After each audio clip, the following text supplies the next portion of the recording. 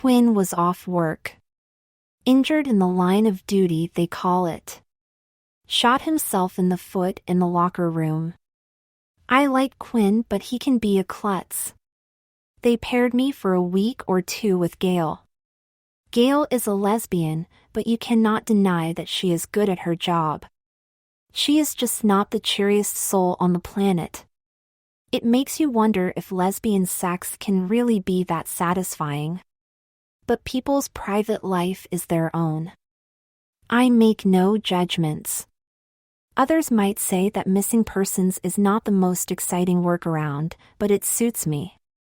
I don't get called to crime scenes at all hours, I just work the leads when it suits me. You do get the occasional the next 48 hours is crucial sudden disappearances, but for those I am just part of a much larger team and the team member with specialist experience. I find people. The truth is that in most of the cases I handle others would call cold. I get in touch with the last contact, sometimes a wife or husband, but sadly more often concerned parents. I want to let you know that the police are vigorously continuing to find your loved one, is my first line after introducing myself. I just need to go through the details again. The reason for that is that not all officers know the questions to ask. Sometimes the clue to a disappearance lies in the personality of the victim. Sometimes the key aspect of their personality is unknown, even to those closest to them. Then you go through the available data: cell phone location, CCTV footage, credit card use, witness statements. You re-interview only if you feel you have to. Sometimes viewing the scene again helps at the time of day when the last sighting was reported. It may help to see what the victim saw. I work the processes and I get results. Sadly, that is sometimes a body, but then I can get lucky. The best result is that the person was a runaway all along, nobody dead, nobody to prosecute, case solved. But then there are the serial disappearances. They are the worst. You have a few cases open, and you might see a pattern that makes you check things. Patterns do not always mean that there is a single offender, but you have to consider things were just starting to come together when Quinn shot himself in the foot and Gail walked in the door. "What do you mean a pattern?" she said. "Look at all these cases." I knew that she was just challenging me to support my thinking. All young men. They leave ID and credit cards behind. Who does that? They take almost nothing except the clothes they stand up in, their phones with SIM cards out, and few items of cash value. All very deliberate, like they want to disappear, or whoever is responsible wants us to think that. Then the last sightings are all in this general area here, a strong geographic link. "That is a big circle," she said, looking at the map I had posted on the crazy wall, as we call it. 6 disappearances in 3 years. That makes it a hell of a lot smaller. So what is your plan? We check for common features among the victims, and then we look for any other disappearances that might fit. Then we tighten the circle and start looking for suspicious people operating inside it. It is not all built up. Gail shrugged. I am not sure whether she was happy to be assigned to me, but I think I saw a flicker of interest in her eyes. 6 victims is enough to prompt revisiting 6 homes and the bedrooms of 6 young men. Gail preferred to speak with the parents and leave a male bedroom for another male to understand. We did 2 each evening, and then we came back with results. We have 2 potential homosexuals, and 1 who viewed tranny porn, but apart from that these seem like normal young men, I said. Homosexuality is normal, said Gail. Correct perhaps, but not helpful. We don't have the phones, but we do have phone records, and all seem to have had a series of conversations with a burner phone in the weeks before disappearance. None of those phones are functioning now, but they all seem to have saved the number as JB or John, so that seems a good link. John is a common name, said Gail. Correct perhaps, but not helpful. The burner phones have unit numbers, so I will try to track where and when they were purchased, I said. It seemed something that she could work on alone. I decided to concentrate on last locations and look for a linked person. This is not an uncommon approach, although it may seem desperate. We can always find images of the missing person, but the idea is to examine the surveillance on either side of a sighting for persons unknown, and then see whether the same face comes up again in relation to last sighting of another missing person. Could the linked person have something to do with all these disappearances? He appeared as a shadowy figure in just one surveillance video. The victim was on the other side of the street, waiting. This mysterious man came into view and stopped. Did they call out? They turned and walked away, and the victim followed. What had been said?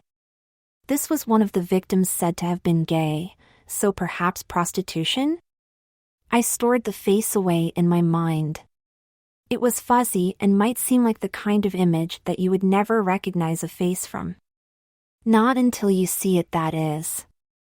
The following day, another set of videos run through at high speed until a figure appears at around the same time as the victim. There it was. The victim walking, and just rewind a little and there he is. The mysterious man, walking ahead by about 20 paces. The face a little clearer now.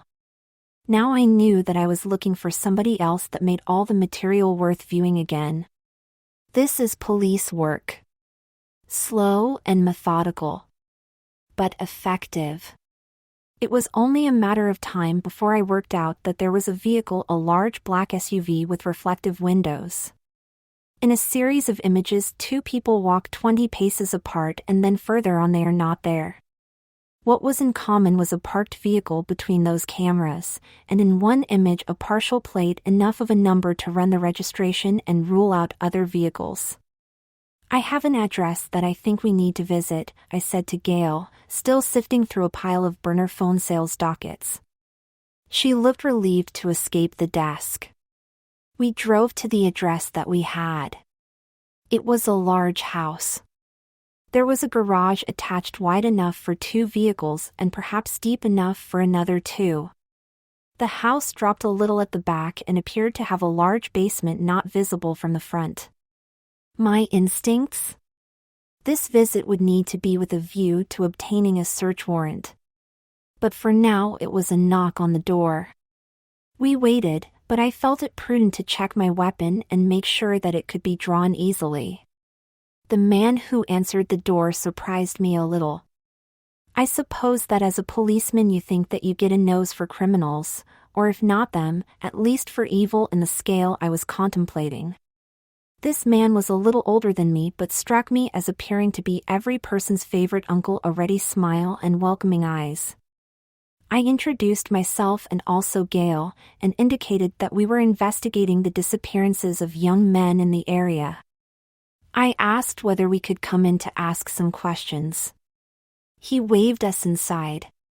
There was no apparent reluctance. I was a little disappointed. My name is Paul Garrett, he said. His name was on the title deeds. He offered us tea or coffee. I nodded to Gail and she engaged in the discussion of teas he might have so that they could go to the kitchen and give me a little time to explore his living room. This could be an unauthorized search, so the rule is that you touch nothing. Something observed without intervention is admissible. There was a long shelf with pictures of happy young women, and I was drawn to two of them in particular. I furtively took an image with my phone, not aloud. The truth is that I would need to ask my questions here. I still had my phone in my hand when Garrett returned. I have images of the victims on my phone, I said. Would you please have a look at them and tell me whether you recognize any of them? He took the phone and scrolled through. I was looking for signs that he might know them and be hiding it. The guilty often give themselves away when confronted with images like this, but if he was a killer, he was a cold one. He gave away nothing. These people are unknown to me, he said. Perhaps you know their families? I asked.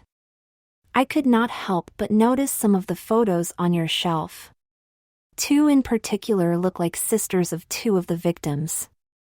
I have sponsored a number of young women in my life, Garrett said, with a look of genuine pride on his face. I keep photos of them. It brings me joy. But these were all young women who were alone in the world, otherwise they would have no need of my help. I never knew their families, if they had any. I was getting nowhere. Gail appeared with cups of tea, some weird blend that she had chosen with Garrett's assistance. I needed to redirect. You have a beautiful home, I said. Would you mind if we had a look around? I could see that I had struck something with that request. He could refuse, but that would raise questions. He could hardly claim sudden pressure of time as he had settled to share tea with us. But he was reluctant. It was not enough for a warrant. It was a flyer, but I felt that I needed to ask. Why not? He said. It is just me these days. My wife died some years ago and my daughters have their own lives, although they live close. We have 4 bedrooms upstairs. I am particularly interested in your basement, I said, fastening my gaze in search of signals. He stiffened slightly, but then relaxed. Am I suspected of foul play? He asked. Should you be? I responded. We are looking into disappearances. We are following leads. Will you help us or not? Come, he said. He rose and went to the hall where there was a door to the basement stairs. He carried his mug of tea. The door had no lock on it. The stairs were wide and clean, and well used. The smells that came from below put me a little on edge, bleach mixed with some kind of scent. I checked my weapon again. I noticed that Gail was doing the same. The basement was large and was sectioned off. One area seemed to be fitted out as a small clinic, a hospital bed, and a large table. The other part seemed to be a beauty salon. It all looked very clean and well maintained. There was no sign of any barriers or restraints of any kind. I looked for hidden rooms, but the floor plan seemed to account for the full area of the house above. My wife suffered before she died. I am a retired physician, so I could care for her here. He waved his hand towards the hospital area. As for this, well, I have 2 daughters in the beauty business and they still come here often to use the facilities. I indulged their passion, you see. They could have what they wanted. They still can. Gail looked at it all disapprovingly. I wondered what she might look like if she was to receive the styling like the stock hairdressing images above the wide mirror. Then, quite by chance, I noticed something. They say that a photographic memory makes for a good detective. I am not saying that I have that, but when you look at images of missing men over and over, then something stick, in particular if you ask a question about it. One of the victims had been pictured with something around his neck. It was a piece of metal that could easily be a pendant created by art, but I was told that it was shrapnel taken from his father's leg, some old war wound that served to remind the boy of his heritage. It was unique, and there it hung beside the mirror. I drew my weapon and took my stance, pointing the muzzle at Garrett. Gail, get an evidence bag and carefully collect that pendant hanging over there, I instructed her. As for you, Mr. Garrett, I am arresting you in connection with the murder of the young man who was last seen wearing that item, so I must caution you. There has been no murder, detective, the man said, calmly taking a sip of his tea. All of the people that you are looking for are alive and well. No crime has been committed. Please put your gun away. Take the pendant. Some choose to leave things behind, but they should not be left here. Let me explain. We can sit here if you like, or go back upstairs. I looked at this man. I saw the same person who had greeted me at the door only a short time before, the kindly uncle. I holstered my weapon. All right, if you have an explanation, I would like to hear it, I said. I saw that Gail had also drawn her weapon, but she was not ready to put it away. Lead the way up, Gail, I said. She was entitled to be cautious, but somehow, I already believed this man even before he had spoken a word. We sat down, but Gail remained standing and tense. I said that I had 2 daughters, but that was not always the case, he said. Of course, I was puzzled. My sons were both transgender, which was something that I had only a slight understanding of when they both revealed it. Now it is my specialty. I help young men become young women. He stopped there, to let it sink in. The problem with investigations is that while you are always told to be open to other explanations, to focus on what you do, you tend to make key assumptions. Mine was that all these young men were dead, the victims of foul play. You will find your supposed victims in the photographs on that shelf, but in some cases, you may need to look closely, Garrett continued. Had you given notice that you were coming, I might have put them away. They all have their reasons for wanting to keep their transition secret, so I would have tried to respect that. I hope that you might consider doing that too. If what you are saying is true, then I cannot do that, I said. They have relatives looking for them, in most cases. A few I had picked up just from routine missing persons reports. I need to close these cases. If I was to introduce you to these victims, couldn't you simply go back to the relatives and say that the person was alive but did not want to be reunited with them? He looked at me with sincerity. Here was a man who cared deeply for the people he had helped.